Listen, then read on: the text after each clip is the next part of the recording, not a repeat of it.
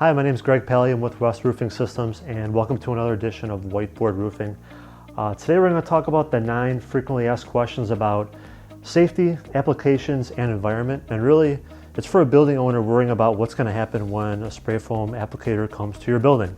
We don't have time for 9. We're just going to do 3 today real quick. So the first one we're going to talk about is overspray.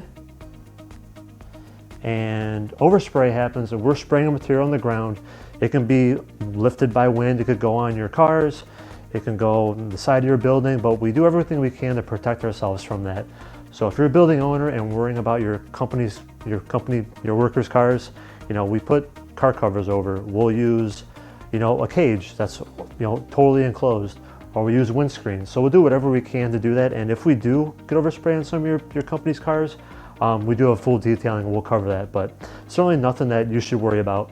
And if it's too windy, we just won't even spray that day. So we'll take every precaution we can to protect you and your people. The next thing is, a lot of building owners wonder if they have to shut off their HVAC unit. It gets hot in the summer and super cold in the winter. And if we're on your roof and we're spraying up top there and HVAC unit's gonna collect air, we're gonna block those off if we need to. 90% of the time we don't really need to because we're only spraying in a little area. But if we really have to, we'll take every precaution to block those off. So 90% of the time you won't have to shut down your HVAC units at all. It's no issue. And the last issue is smells. This really comes down to the coating that we put over top of the spray foam. Some silicone has solvents in it, which are extremely smelly. And now we're doing a lot of high solids, so there's no waste, no solvent that's smelly, and there's just no issues because there's nothing going through your HVAC units anyways. So really nothing to be worried about.